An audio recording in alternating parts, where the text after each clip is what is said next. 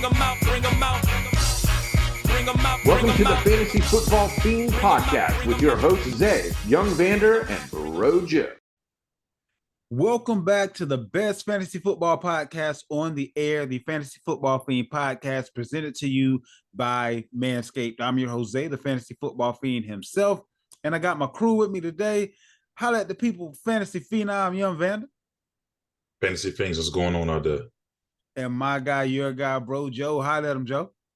What's going on, Fantasy Fiend family? Week 10 is here. Playoffs are right around the corner. For several of us, these next couple of weeks are going to tell the tale of whether or not we make the playoffs. We have injuries, we have waivers, we have bye weeks. A whole bunch of people have been hurt. I mean, it's crazy how many quarterbacks have been hurt this year so far. So a lot of choppy waters to navigate. Make sure you guys subscribe to the YouTube channel at Fantasy Football Fiend. That's Fiend spelled F-E-I-N. Also, if you haven't joined the Facebook group, make sure you join the Facebook group. That's the Fantasy Football Fiend family. Again, F-E-I-N. We make sure we get you a lot of detailed information and answer all of your questions and things of that nature on the website as far as Facebook is concerned. So make sure you join us there. We have a great show in store for you today. News and notes, rapid fire 10, your matchups, best bets. But we're going to go ahead and get the party started with your news.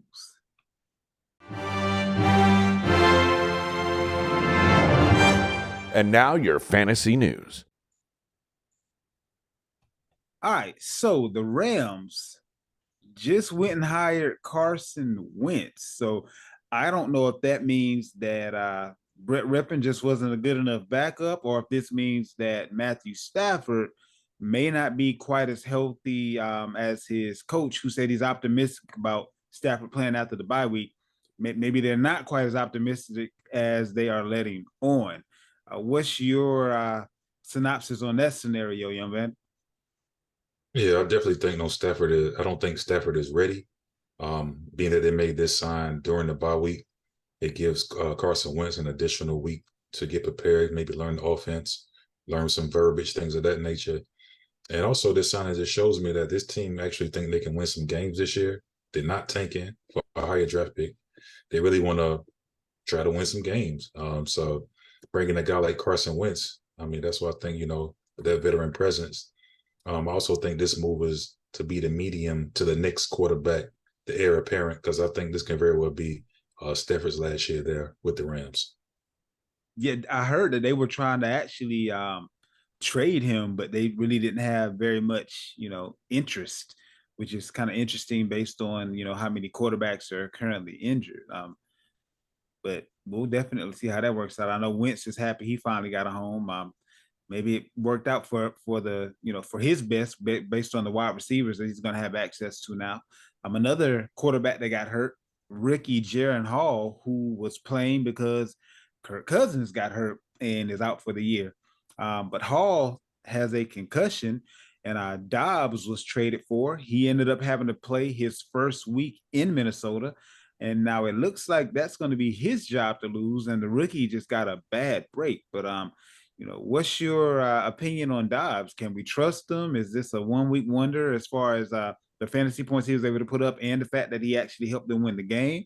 Or do you expect big things with Justin Jefferson possibly coming back here in the next couple of weeks and Dobbs being at least a better QB than the young rookie Hall? What you got on that one, Joe? I think he's a good pickup. I mean, let's not take nothing away from Jaron Hall. He had almost 80 yards in that first quarter. He was on his way to having a good game, that matchup. But Dobbs, like you said, I just think Dobbs do a great job of running the ball and passing the ball. And we just seen what he did with not knowing nothing. I think, to your point, getting Justin Jefferson in a few weeks is great. And then the offensive line is just going to be turned into being healthier. There's another team that we're talking about. Kirk Cousins did not get a new deal. He's on the one. This is last year his deal. We, just like Vander was alluding to, we might be seeing somebody that can hold the keys, till they get somebody else. Unless Kirk going to take way less, which we know he don't. We're about to see who's holding the keys, or if they're moving on in Arizona as well. But it looks like for this week, Kyler Murray is going to be the one driving the car. So he's back from the knee injury. I don't know how I feel about Kyler Murray week one back. most of his fantasy value came from being able to run the ball. I'm not saying that I think that he might not be healthy, but I think it may take him a couple of weeks to have the confidence to be able to do what he needs to do in order to be effective on the field and in order to be effective in fantasy, which is, run the ball. Vander, what you got on Murray? I mean, what a welcoming to Right. come back in your first game against Myles Garrett, right? No, they don't play Cleveland. No. That was last week. That He was was last week. supposed to start last week, but I Yeah, think I they was wow. spared him. Yeah, I was about to say that would have been a hell of a welcoming. Right. But Kyler Murray is one of those guys. Yeah, you speak on him getting points with his legs, things of that nature. But he actually can throw the ball. He's not one of those guys that really like to run. You know what I'm saying? He's kind of stuck in he running because he has to. But let's see how he looks in this new offense. I mean, he's really the air raid quarterback, but that's not what's in place here. So it's interesting to see how this thing works out moving forward. But I think this helps everybody's fantasy value. Marquise gets a jolt. The work McBride, now that Hurts is out, he gets a little bump, and also my guy Mike Wilson, I think also gets a little boost having this guy at quarterback. Justin Fields probably won't be starting this Thursday, per his coach, but he should be ready to go on next week. So that's just kind of one of those is what it is. I went ahead and picked him up and stashed him in a league where someone else just got rid of him, so I got him for free. I probably wasn't going to start him this week anyway. I like the matchup with CJ Stroud a little bit better, so I got both of my Buckeyes. One of them I got for free. So Ryan Tannehill limited in his return to practice. Not his job anymore. Will Levis has been named the QB1. So I don't know how. That's another guy that he'll probably be moving on somewhere. I'm not sure what his contract situation is or how much time he may have left, or it may just be them parting ways anyway because he was on the last year. But Ryan Tannehill will not be the starter, barring any unforeseen circumstances there in Tennessee. Now, another injury situation, the New York Giants. I mean, it's crazy this year as far as quarterbacks are concerned. Both Daniel Jones and Tyrod Taylor won't be able to make it. Your boy Tony DeVito, who isn't very good, is going to be the starter. His backup is Matt Barkley. So I'm seeing this as a huge Saquon Barkley week as far as carries is concerned. But I can also see the defense keying in on Barkley, making it a very difficult week for him. But what are we thinking about the Giants' prognosis? They're in bad shape. I don't know if that coach is going to be able to make it through this, or does he get a reprieve due to all the injuries on the team? Like, what's our thoughts on the Giants right now? I'm thinking if you're playing in daily fantasy, DFS, I'm thinking you play the Cowboys defense this week. That's what I'm thinking. Oh, absolutely. This is going to be ugly. You know what I'm saying? That's all I can say. It's going to be ugly, man. As far as Dabble, I don't think he loses his job per se. I think they're going to give him a little time to be able to get the guys that he want in the building. But it's just like, I told you not to when it comes to signing Daniel Jones to that contract. Mm-hmm. It really wasn't worth it.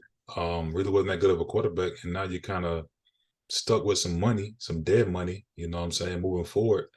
It's going to hurt you. I think they have some kind of an out in the contract. I'm not sure how it works, but I think they have some type of out in the contract where they can kind of get rid of them, but there'll still be some dead cap there too. But yeah, they're in a bad situation. And quarterbacks don't grow on trees. You know what I mean? So I think they could have, took the route of drafting some guys. They did get the guy Thibodeau early. The defensive lineman. Right. They spent some early draft capital on him. I think the offensive tackle, I think his last name was Neal or something like that. Yeah. So But those could have been some rounds that they grabbed the quarterback, So now they're going to be on the hunt, moving forward. I think eventually, as far as the future is concerned, but as far as this week is concerned, they may not pass the 50-yard line, man. I think it's going to be one of them games. Like it's going to be. And with Dallas coming off of a loss, a close loss at that, yeah, they're gonna be they aren't gonna want to allow this team to slip up on them the way Arizona did. So yeah, this is going to be an interesting week as far as that defense is concerned. But yeah, I can see that defense putting up points like a quarterback, basically, Oh, by the yeah. time it's all said and done. Between Oh, the yeah. interceptions, the fumbles, and I'm gonna go ahead and call it. They're gonna have at least one pick six or fumble return for a touchdown. DeVito look bad. I don't care what nobody say. It's a cool Got little him. story. He's like a local kid. I think he's from Jersey, but Yeah, he is. Yeah, nah, he look bad, man. He look just as bad as Zach Wilson out there. I think Zach Wilson actually looked better than he did, and that's saying a lot. That's saying a whole lot. Got a few running back injuries to talk about. Kenneth Walker is tending to a chest injury. He didn't practice on Wednesday. Make sure you keep your ear to the ground as far as that's concerned. Amari DeMarcado, the running back for Arizona, didn't practice on Wednesday, but James Conner did get in a limited practice on Wednesday, which tells me with being removed from the injured reserve list and being able to get in a limited practice on Wednesday, you should be able to expect him to play this Sunday. Not exactly sure what you're going to get out of him, but it looks like the whole game is going to be back in town. They're all coming back together. Kadero Patterson had a little bit of an ankle injury on Sunday, but he doesn't look to be out of it. David Montgomery had a full practice on Wednesday, so he's back from the rib injury. Aaron Jones was limited on Wednesday. He's been dealing with a hamstring pretty much all year. So we're going to kind of have to see how that goes. But he was able to go last week, so I would imagine unless there's a setback, he'll be able to go this week. Khalil Herbert had a limited session in practice. He's off the injured report. He was dealing with that ankle injury. He had a pretty bad ankle injury, so we're expecting to see him this week. Now, my question to you, Joe, is with Khalil Herbert being back, with Rashawn Johnson being available, and now with kind of seeing what you got out of Foreman, is this going to be too large of a committee to depend on anybody, or do you kind of feel like with Herbert being back, he's going to go back to kind of being the lion's share holder, or do we just not want to mess with this backfield at this point? Yeah, I think you said everything that I need to say there. I wouldn't feel any confident in his backfield, only because I think Khalil was the piece that you kind of needed as that scat back. Look at Deontay and Roshan; they're the same guy, but Roshan is the better pass catcher. Even though Foreman is good, Foreman is a good pass catcher. We just seen it a couple weeks ago. He had several passes, but I think now it's just too muddy for me. I think Khalil was the piece that you needed to make it a good offense, and that just come at the cost of everybody else. Damian Pierce didn't practice on Wednesday. He's still dealing with the ankle injury. Pierre Strong Jr., who had a couple of good showings with the Browns, he's dealing with a hamstring, so he's out now. Cam Akers, he is officially done for the year with an Achilles injury. So they traded for him, and it doesn't look like they're going to have him in the fold anyway, even with the trade. So like I said, a lot of injuries going on. Moving on over to wide receiver, Jackson Smith and Jigba is dealing with a hip issue. Joe, what's your thoughts on Smith and Jigba? I know he's my Buckeye. I had high hopes for him this year. He hasn't. I mean, he hasn't been bad, but he hasn't been as good as I thought he could either. I know that's your squad. You probably watched a few more games of Seattle than I have. What's your prognosis as far as this guy's concerned? And is this just kind of like rookie woes and bright future, or are we kind of seeing what we're going to get out of him? No, no, no, no.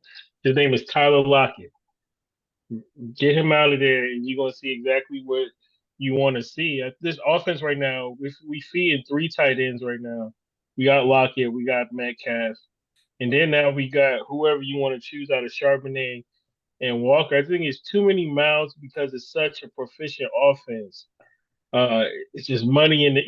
I hate to use that word money in it, but he's making great plays. He's doing what he's asked to do. But we've seen this offense only take two guys at a time. We've seen it with Jermaine Curson, Doug Baldwin. We saw it with Doug Golden Tate, Doug Baldwin. We've seen it from Bobby Ingram and Darnell Jackson. You know what I mean? Like going way back. We need Lockett to go. To honestly to maximize his potential. He had a 35-yard pass. That was the bulk of his receiving yards last week, but he's still a great guy. As far as dynasty, I think you want to get on him because I think at some point we're going to get really close to the teeth here. As we want to be a good team, be a contender. Contracts like Jamal Adams and the Tyler Lockett, if he doesn't want to restructure, that might be a pivot point for us to actually go out and acquire the pieces at offensive line and try to revamp things on the defense side of the ball because we're not getting much out of the secondary that we're paying Quandre Diggs and Jamal Adams all that money. Joshua Palmer returned from a knee sprain, so it looks like he's going to be back in the fold this week. The rookie Quentin Johnson didn't do very much with his opportunity. He's not looking like he's going to pan out. Now, granted, he is a rookie. Some guys take a little bit longer to catch on, but I kind of had high hopes for him in that particular offense, and especially when Mike Williams went down because he's kind of like that same prototype, if that makes sense. But we'll kind of have to see how that goes. Mike Wilson, he was limited on Wednesday with a shoulder injury, but he is limited on Wednesday. Normally, if you're limited on Wednesday, you're going to go on Sunday. KJ Osborne did not practice. He had a serious concussion. I'm not sure if you guys saw that play where he kind of got his bell rung, but they, brought out the cart and everything. Like he was motionless for a few moments there. He was able to hop on the cart itself, but so he didn't need help doing that. So that was a great sign. But best wishes and luck to KJ Osborne. Alan Lazard, he had a limited practice on Wednesday, dealing with a knee issue. And Nico Collins, he was limited on Wednesday with a calf issue. So now, Vander, Justin Jefferson, he's limited in return to practice, dealing with the hamstring. He's in his 21-day window of them being able to activate him. Do you think that they give him this full window, or seeing as how they just won this game and they're in the playoff race, if you will, they're going to kind of get him back out there ASAP, or do they kind of, use kid gloves? Like, what's your opinion as far as Justin Jefferson's rest of the season, or rest of the fantasy season, at least, prognosis? I think he plays next week. Okay. I don't think this week, but I think he'll be out there next week. If you just look at the history of younger guys with this injury, you don't really need the full window. So, statistics say he'll come back full, ready to go. So don't think there'll be a decline on his production. He'll be the Jefferson that you know before when he does return. The thing is, with this new quarterback, how's that going to go? Him and Cousins has had a chemistry. Right. Even though we've seen Dallas play decent this season, this last game. So I kind of dropped on my ranking. I do have Jefferson lowered a little bit more. I still have him a wide receiver 1, but he's not he's not in the God tier no more. I think at quarterback. So, but he still can win. He's not going to put up quarterback numbers. He's just going to put up wide receiver 1 numbers now. Right. and the Justin Jefferson owners have been spoiled. It looks good over there, and you have 25, 30 points from him. It looks great, but just going to have to tell it back a little bit. He's still going to do well. He still can win your league if you held him. But I'm looking for him to play next week. And that pretty much wraps up your news. Let's go ahead and get into Rapid Fire 10.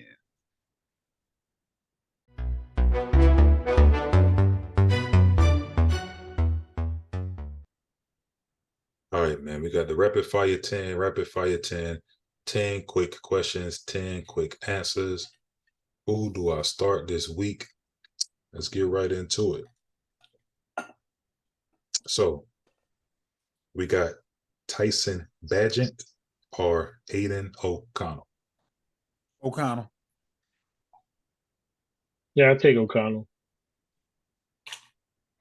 Joshua Wait, wait, Dobbs. wait. I'm sorry to cut you off. I think he got a crazy matchup this week. Who he play this weekend? O'Connell. O'Connell got the Yeah. Jets. Oh nah. Let's go to Badger. Let's go to Badger, please. All right. I'm gonna still Think roll with about that. O'Connell. You still going O'Connell?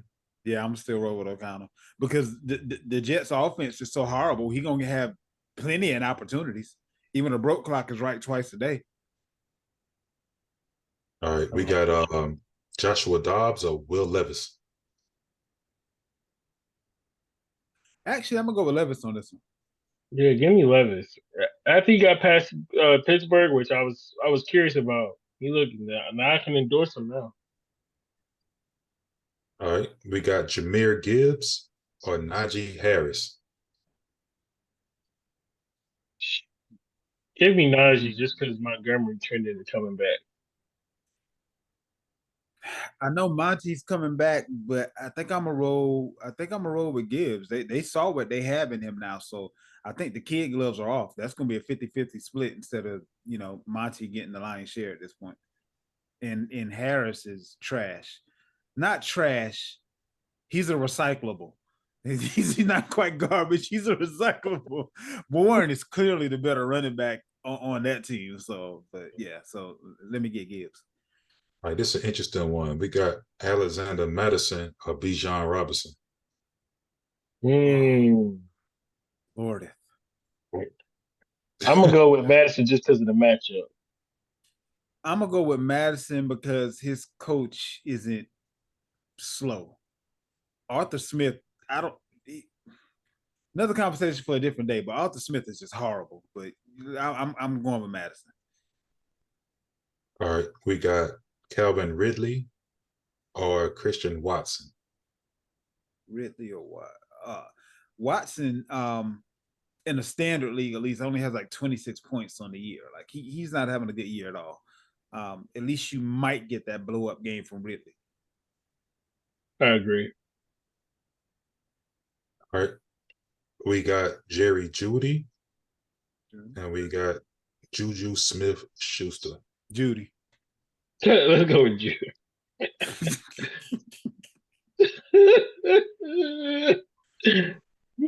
And that pains me to say it.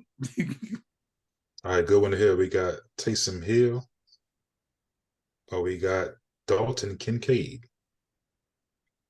See, I love the reason behind that one. I'm gonna go with Kincaid till not come back then.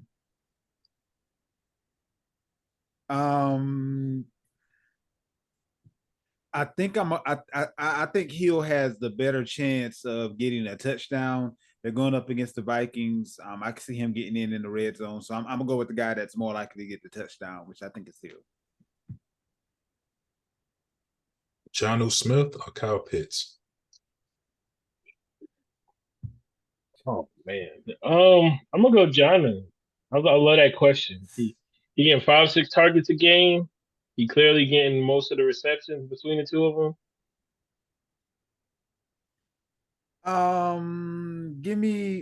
Look, because Arthur Smith is who he is, I'm gonna go with Jonnu. It shouldn't be Jonnu, but that's who it's gonna be. Oh, blame me. All right, we got Brandon Ayuk or Joe Mixon. Brandon Ayuk or Joe Mixon. Flexy flex. Honestly, since Burrow's been right, Mixon's been right. So I'm gonna stay in the flames with Mixon. He has a better chance of getting a touchdown. I definitely agree with you there, but I won't be surprised that you have a 100-yard game coming up. And last but not least, Nico Collins or Javonte Williams. Give me Nico. I hope it's Nico because I need him to show up this week. Yeah, I'm gonna roll with Nico. All right, cool. So that concludes our Rapid Fire 10. Rapid Fire 10.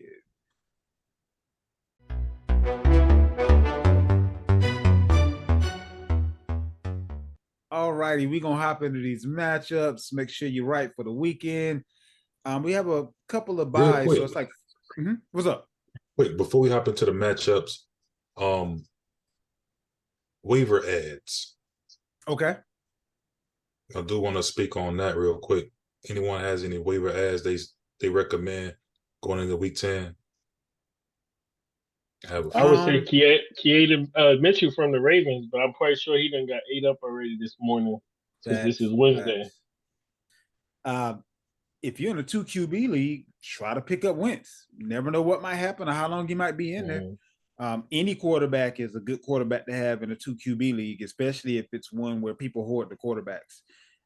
The other one I would say would probably be Jahan Dotson has actually had a few good weeks in a row now. So Yeah. maybe it's time to go ahead and add him if no one else has already. Not saying that you depend on him this week, but if he has another week, he may actually be the one with the most chemistry with the quarterback going down the stretch. So that may be another good pickup if you're hurting that wide receiver. And the guy we spoke on earlier, man, Joshua Dobbs, he's only 22% owned. I know Joe had mentioned something before about this guy being like a top 10 QB. So Top 10? Yeah, I was watching something on, I think it was Twitter, where they have him as QB10 right now in the year. Wow. So that a lot. But you know what though? With so many quarterbacks being hurt, and he hasn't been out of a game yet, so that kind of makes sense. Like, is because wasn't it like somewhere close to like 10 QBs had backup positions, either yeah, I think it was like 10 different teams had backup QBs or a backup to the backup QB playing last week. So I can see that. I can see that. Yeah. And also Noah Brown. Why not? If you're digging deep. He looked good out there, didn't he? Yeah, if you're digging deep, I think Noah Brown could be a guy you should also take a look at as well. Kind of made me scared a little bit for Nico Collins, because that's normally his ball that's being caught. Noah Brown is Tank Dell had a great game too. Yeah, both of them, all three of them had a good game. Everybody, I mean, you can do that when your everybody. quarterback put up almost 500 points. 500 yards. So, but that ain't gonna be every week. So that kind of scares me. For all three of them, when it's an equal distribution, and he doesn't have one of those, 500-yard weeks, whatever the case may be. So, which is going to be most weeks. He ain't gonna get anywhere close to that, but we'll kind of have to see how that goes. But yeah, that's definitely one of those dig deep situations, and he's probably readily available in most leagues. So. All right, first matchup, we have the Colts going up against the Panthers going up against the Bears on Thursday. This one is a 38.5 point over under, and the Panthers are getting the 3.5 points. I'll start us out with this one. Avoid it if you can. I say that for two reasons. You have a young quarterback that isn't very good yet, and a backup quarterback that isn't very good. Cole Kmet did pretty decent. That seems to be a favorite target. Obviously, if you have DJ Moore, you might have to play him. I wouldn't feel comfortable starting either one of the QBs, to be honest with you. That's just kind of where I am on this one. You got to do what you got to do, but Thursday night games normally end up being a little bit lower scoring as it is, and for the over-under to be that low, and for Thursdays to be notoriously lower as far as points are concerned, I wouldn't risk it if I could possibly avoid it. Next matchup, you got the Colts and the Patriots. This is a 43-point over-under, only a 1.5 separating it, and the Patriots are getting that 1.5. Joe, what you got on this matchup? Man, it's doo-doo plus doo-doo, man. This is the dookie game.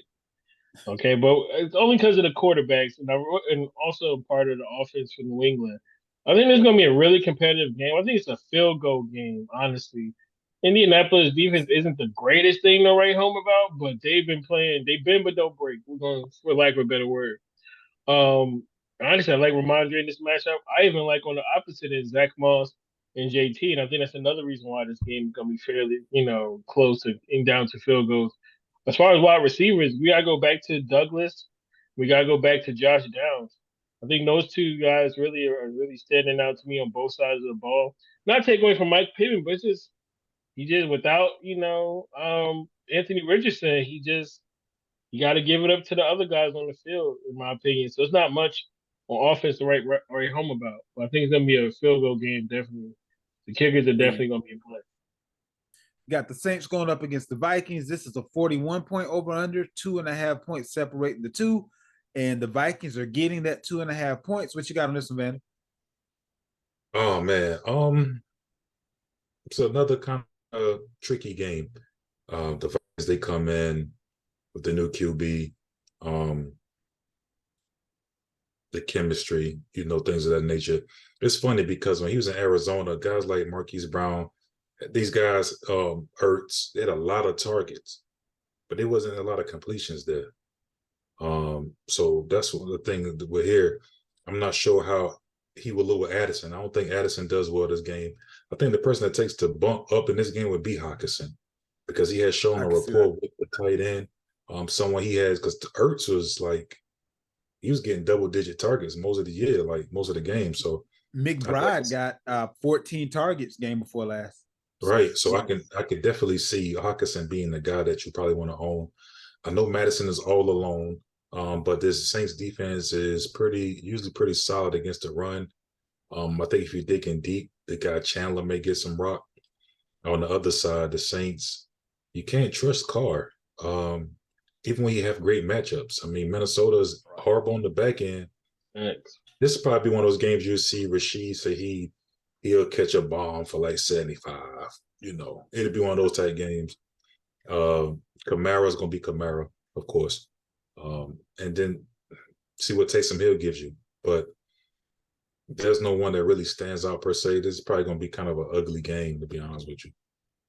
But Browns versus Ray. Oh, go ahead. I'm sorry, man. I do think one of those games that you'll see Rashid, he'll catch a long ball.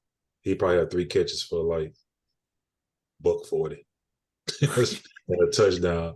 It's gonna be one of them kind of games. I mean,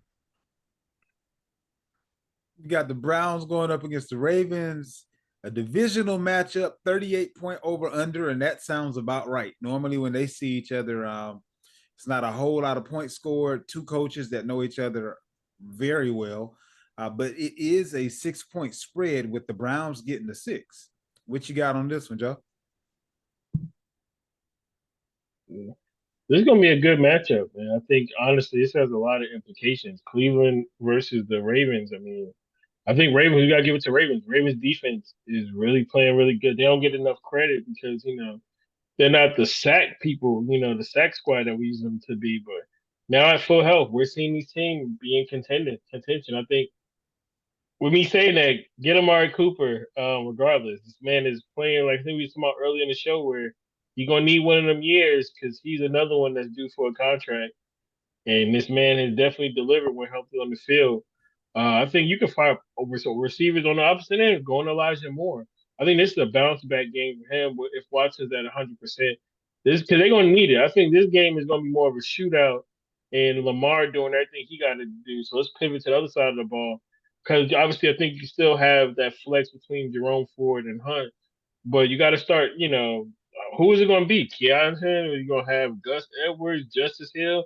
I don't know. We're going to focus on who we do know. We're going to get Zay. We're going to get Mark Andrews. We're going to get Lamar. And then let's just throw a rabbit out the house. Who's going to catch the touchdown? We'll say Rashad Bateman because we just seen OBJ catch it from Huntley last week. But it's going to be I think it's going to be a good shootout. Andrews always going to be good for one, right? But it's going to be a really good game to watch. I think you can fire up people with confidence I think after Andrews and Zay Flowers, it's like you just gotta rock, paper, scissors because Aguilar might come back and bite somebody in the ass in Dynasty. Texans versus the Bengals. This is a 47.5-point over under. I want to say this might be, if not the highest, one of the highest for sure, over unders of the week. And the Texans are getting 7 points. I can see the public being very heavy on the Bengals, and I can see the Texans covering on this one. If you participate in any betting at all, but we'll kind of see what the consensus is on that. This is going to be real short for me. Other than the Texans running backs, If you got them, start them. I'm confident in every other offensive player on both teams other than the Texans running back. So like I said, if you got them, start them. 49ers versus the Jaguars, you have a 45-point over under. This is a 3-point spread, with the Jaguars getting the 3. What you got on your boys, man? Oh man, I think this is well, McCaffrey, of course, he's back. You know what he gonna do. I mean, you don't sit McCaffrey and he's an every week starter. You expect One-man wrecking crew. it don't matter who they play against, you expect greatness out of him. But I really like Brandon Ayuk this game. I think this can be the game that he shows us what he was supposed to be all year long. Going against his Jags secondary. I think you want to temper your expectations on a guy like ETN against his run defense. But at the same time, the back end of 49ers have not been very good. So I do like Christian Kirk. You can very much see Ridley appear again finally. But I'm really interested in seeing the newly acquired Chase Young. Facts, How does that pass rush look now? And another tidbit, the defensive coordinator is coming downstairs. This has been his first game downstairs. I haven't really been liking how he's been calling the game, so he's coming downstairs this week for the first time. That could very well make a difference. And let's help me out, Vander. What's up with this? You're gonna call a better game if you're on the field versus being upstairs in the box. And if that is the case, why isn't everybody on the field? Like, I feel like this is like a cop out. The Steelers did it last week with the OC. He still sucked. Like you're not gonna call different plays because you're on the field versus being in the. I feel like it's just like the like getting written up. It's like your write up. Like I have to change something, so now you're gonna be on the field instead of in the box. Like, ooh, like what? I think it's a difference. I guess coaches have preference, but it's a difference when you're on the field. You feel like you're more in the game. But if that's the case, why don't everybody do it? But versus you have to suck first and then you're gonna do it. Like I don't understand. Some people, it's all about the view. Some people like the bird's eye view. Was more like watching the game on TV. You can see more. Well, you on the sideline, you can only see, what's in front of you. Right. I think the sideline coaching is going to be better for him because you're going to be more personable with the players coming off. You'll be able to have more conversations and ask them what they see, what you think. You don't have to always be on the phone trying to figure it out. It's different when you face to face. I think it's going to be a lot better defensively for this team. I like to see offensive coordinators. I think they should be up there. But I think if you're a defensive coordinator, you might want to be down here. Because sometimes the bird's eye view is good offensively, but I think defensively, you have a more of a trenches mindset. Right. I think you really want to be down there with the guys per se, when it comes to calling these defenses. So he coming downstairs. I think they're gonna maybe do the whole sending it forward, dropping 7 type deal now. Because this guy been running like, makes sense. He been running cover. I mean, cover 1, cover 0. Like, it's been bad. And we don't have the secondary to do that. You know what I mean? Right. You see, he gave up a touchdown with 20 seconds left before the half to Addison against the Vikings, which was cover horrible. 0. Yeah, agreed. But they haven't. But the 49ers haven't been able to get pressure to the quarterback. So that's why Chase Young is there now. The Buckeye bookends are back together again. So hey, I can't wait to see your squad now. Let's see how I remember what it was like watching them together in college. So yeah, I think this will end up. This could be what propels y'all. Barring injury, this could be what literally propels that team and kind of get you back in that stride, especially going down the stretch. You got the Packers going up against the Steelers, 39-point over under. And the Packers are getting the 3 points. Man, Joe, can you confidently start anybody in this game? Honestly, you can't. I don't want to put. Steelers defense. There we go. You in the league that still appreciates the defense. Steelers defense is definitely the way to go. I just know identity for the Packers. I'm not, you want to root for him, right? Jordan Love, I'm like, dang, he looked kind of good, but that mystique wore off real quick. I really think going against the Steelers team that's playing really good in coverage. They got Joey Porter Jr. over there. They got Patrick Peterson over there. He playing like he's still with the Cardinals. He's still as fast. and he's playing Do well you know within if that Minka's going scheme. to be back? Man, I know Minka he was hurt pretty hurt. bad, man. Oh, I don't think he'll be okay. back for Okay. this game. Okay. Yeah, Minka hurt.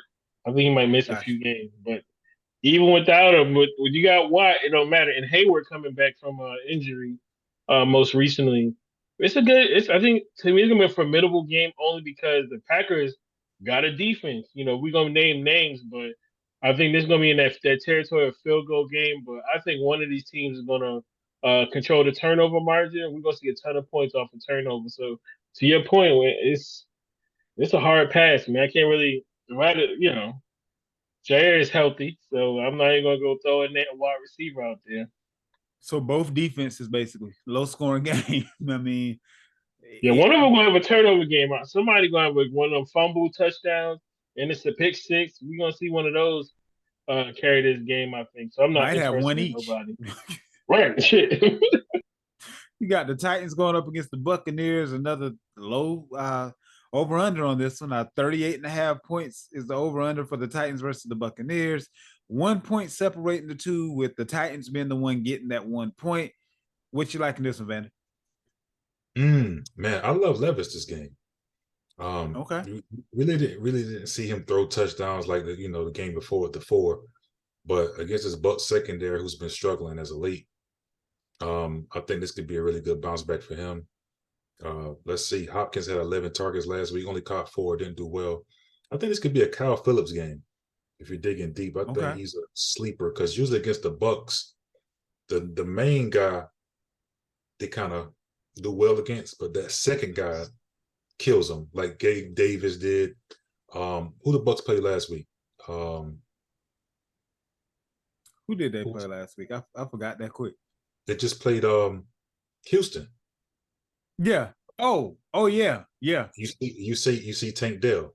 Yeah. I just think that Nico had a decent game, but Tank Dell killed them, and even Nico. So I think those second receivers always. I wonder if Burke's gonna be back. I didn't see anything. I know he had.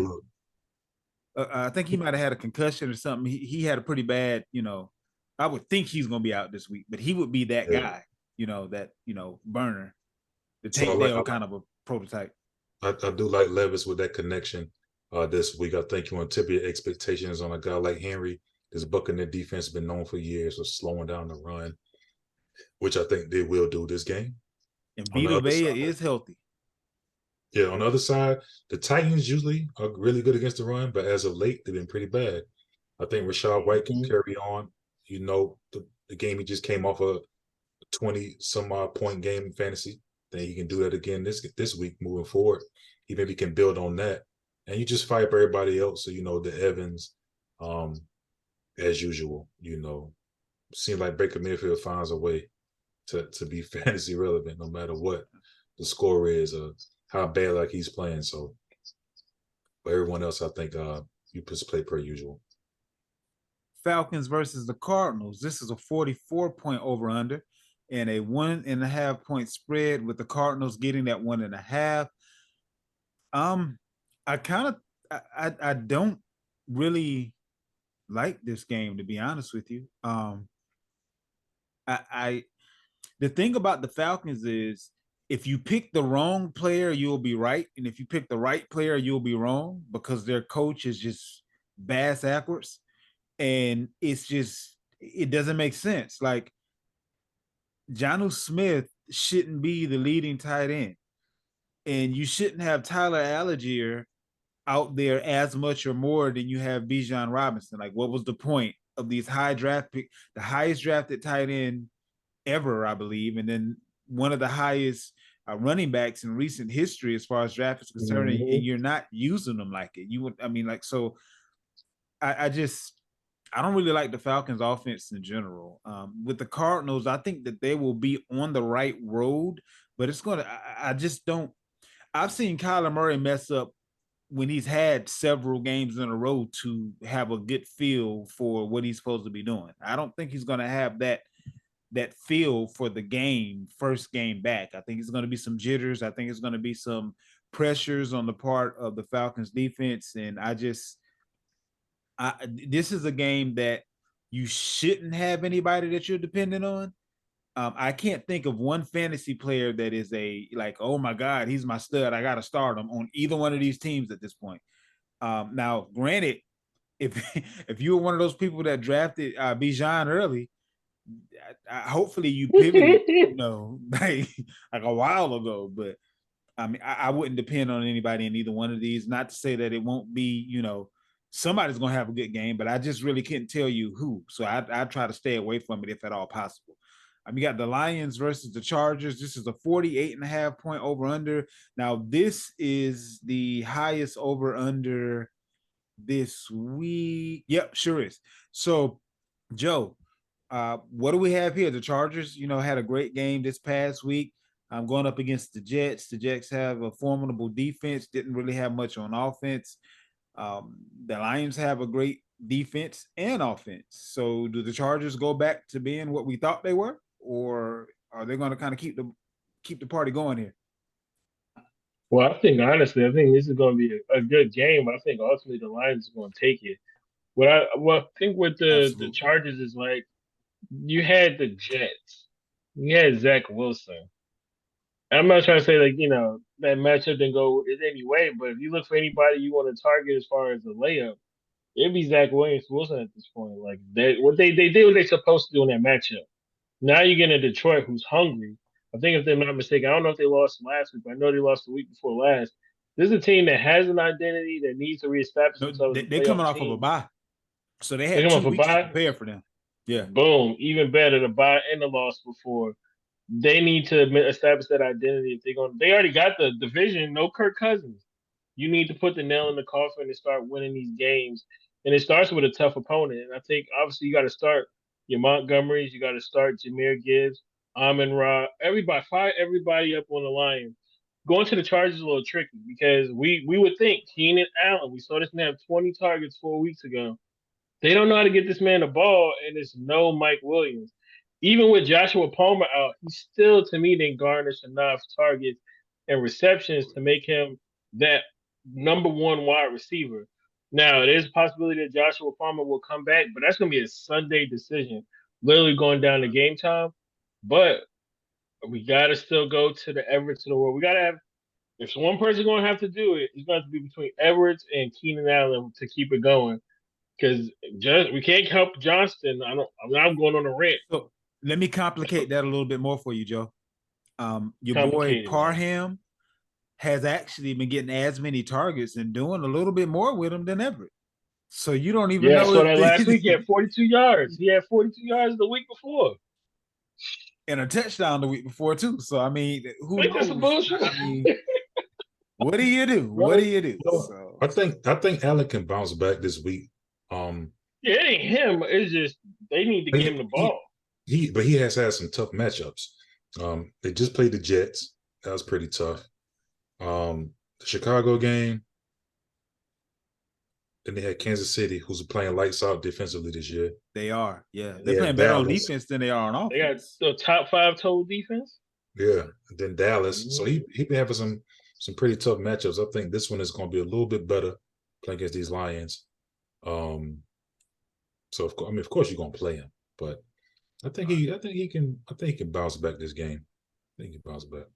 So my question to you all is, what do y'all think on this matchup? What would be the timeshare as far as Montgomery and Gibbs?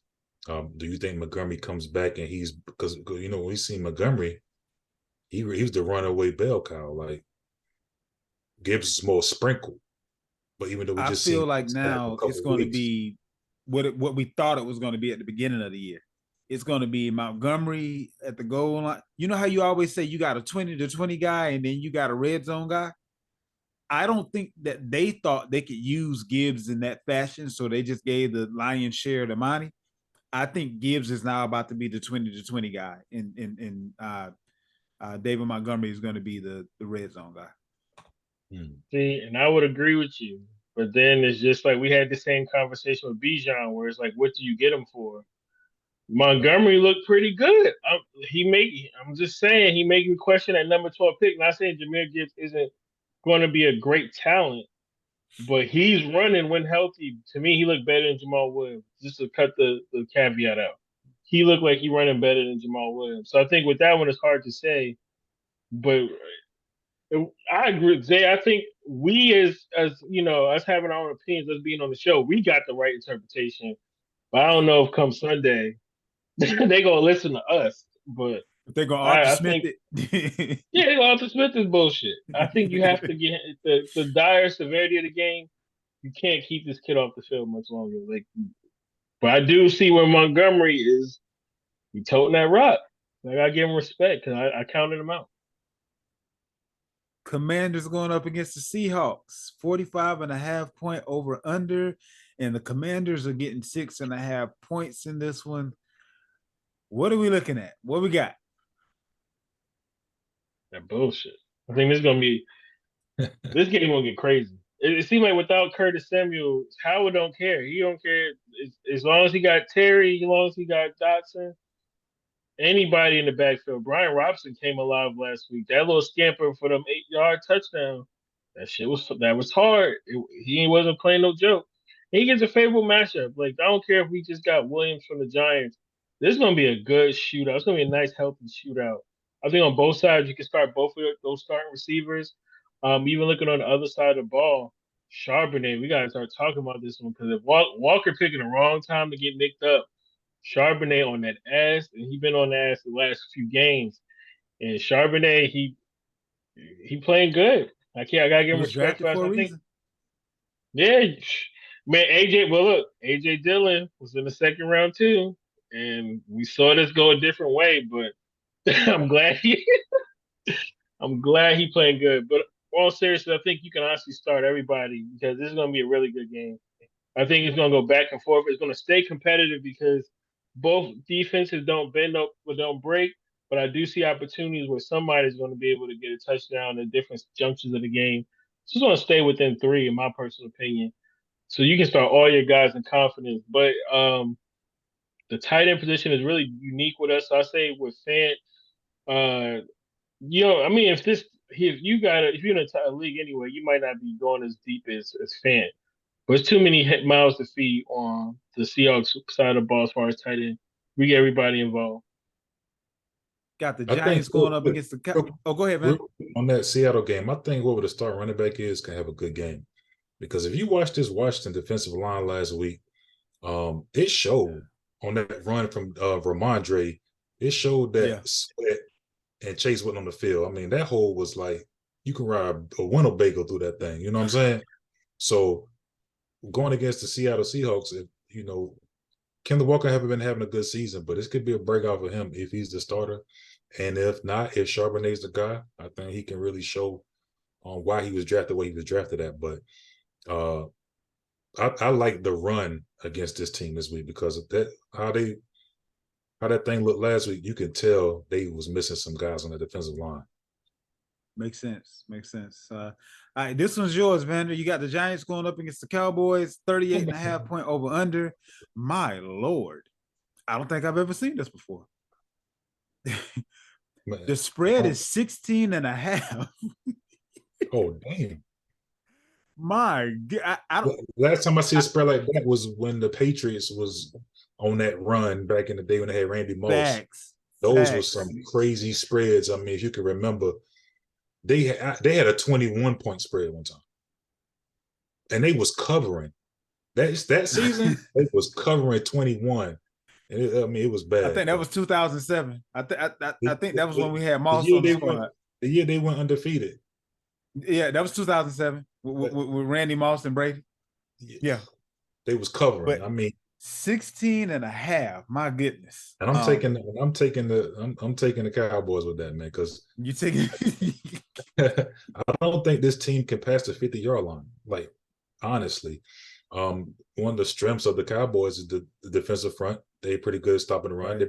They had the secondary two come up front to pack the box. I mean, DeVito, his arm is not scary. They don't have any scary guys on the outside. I mean, they don't have any wide receivers. Right. So there's nobody. Well, I tell you what, the kid Hyatt, now he's scary as far as speed. Maybe get him a one-on-one matchup here and there, but I don't trust DeVito to get the ball there to him. Exactly. Yep. Just play the Cowboys, man. We haven't. So let me ask you this though: Just to go to the other side real quick. Is this going to be a game where the starters that were going to have a good game end up not even playing the fourth quarter for the Cowboys? They're gonna have a good game. So one of my favorite sayings is two things can be true. They're gonna have a good game, and the starter's gonna sit. So you may see Pollard. I think this will be a bounce back game for him. When Yeah, they played absolutely. New York early in the season, you know what I'm saying, he did well. But then you may see Rico Dotto or whatever. He'll come in, he probably get him a touchdown this game as well. I think it's gonna be one of those games where the starter's gonna play well early, and then you'll probably see some of the other guys come in and maybe get some late scores themselves. So this should be an ugly game, man. I don't know. This might be one of the like the Cowboy fans are gonna love this, but the average football fan is gonna turn the channel by mid first quarter. Is this game in Dallas or is it in New York? It's in Dallas, right? Because It's the in last Dallas. time it was like storming. Yeah, so it's in Dallas. Yeah, this gonna be one of the ones. Played, yeah. I think Dak gonna have some short fields. Yeah, for sure. Him and Lamb has been clicking on all cylinders the last couple of games. So, and the kid Ferguson, Lamb might pull a Jefferson this game for real. Yeah, and the kid Ferguson, man, he's been coming on strong. Yeah, So true. I think everybody on that side of the field is going to have a great fantasy night. On the other side, don't play nobody. Don't play nobody. Don't play no New York Giant.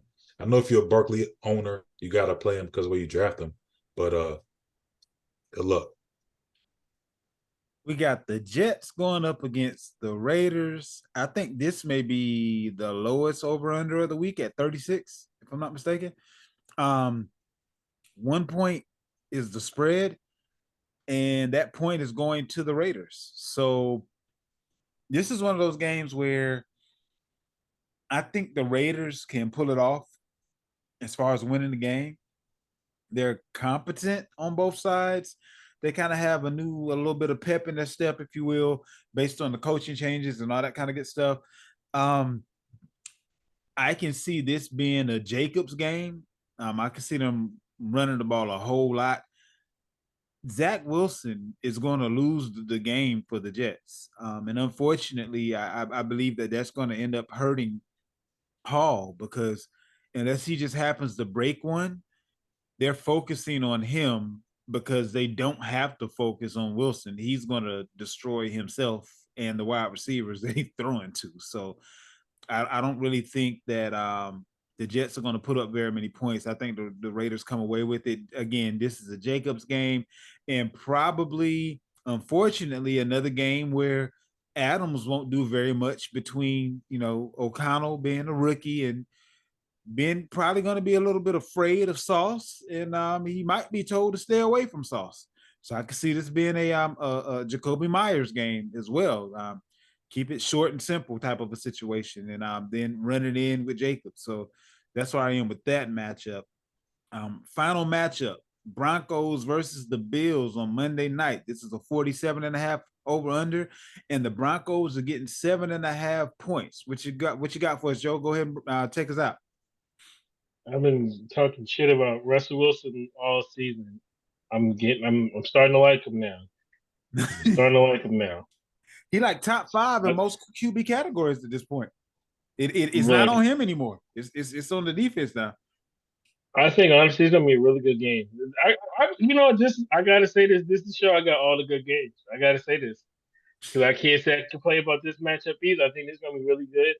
I think honestly, to me, I can't see nobody I don't like starting. I think the big question mark for me has always been these wide receivers because we seen him getting it done with, the rookie running back out the backfield. We seen him getting it, a little bit of everybody involved. Even Marvin Mims occasionally makes a debut on this offense. So it really comes down to me, Russell, first and foremost. From there, I think obviously getting Ed Oliver back, it's hard to pick between Javonte and now. I could probably get there with Javonte. Javonte been running super efficient. You can tell he needs, P. Ron and this other running back. Just from the recovery of this, I think he's healed. But you see him running for 4 or 5 a clip now, where I would think, years past it'd be a little bit different. So I can kind of get there with him. But on the other side, those Bills, I think honestly, you got to go with everybody. I noticed it's going to be a stout defense. I think Denver comes to the party, but this game going to be, I think, honestly, Denver can pull ahead early on in this game to where Josh Allen going to have to throw this ball 40 times.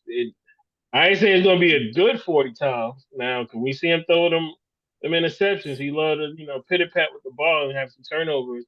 But I think it's a good game for all his receivers, from Shakir to Diggs to Gabe Davis. I want to see this. I want to see it be a James Cook game, but Latavius Murray, I think that's somebody who we seeing him a little bit more and more, getting more bites at the apple. He did. I think it's Wait, going so to go let me back ask you to the this though: Mutants. Do you think Lenny ends up, getting put out there in this game? Because if he goes out there, I think he ends up taking over for Lat Murray. I think honestly, James Cook might go down if Leonard know this offense. We all seen him do it. He might be the guy because he's the culmination of both of James Cook and He really is. Murray. Yeah, So it's I like agree. if he ready to go, I think you're right, man. You got to go with him, especially in DFS. That's gonna be a wonderful play. I think he gonna probably still be about 5,000 or so on DK. I didn't check this morning, but Lenny might be that player as far as a sneaky play. But I like all the receivers. I love Kincaid in this match. I think he's matchup proof at this point. He everything we thought him to be early in the process, and I think he's gonna turn up. As long as Naj's there, he might get 80. I think he's gonna get 80 easily in this matchup. He's just that good, man. I think honestly he's becoming that viable of a target because they still put him in the slot, even still without Nas. They put him in the slot, and they got the running the tight end that just got off the right off the street. They got him blocking, so I think it's gonna be a really good game for Kincaid. And that pretty much wraps it up for this week. Make sure you tune in next week. And in between the weeks, make sure you subscribe to the YouTube channel. Again, that's Fantasy Football Fiend, at Fantasy Football Fiend. And make sure you join us on the Facebook group at the Fantasy Football Fiend Family Facebook group. For tonight, we out.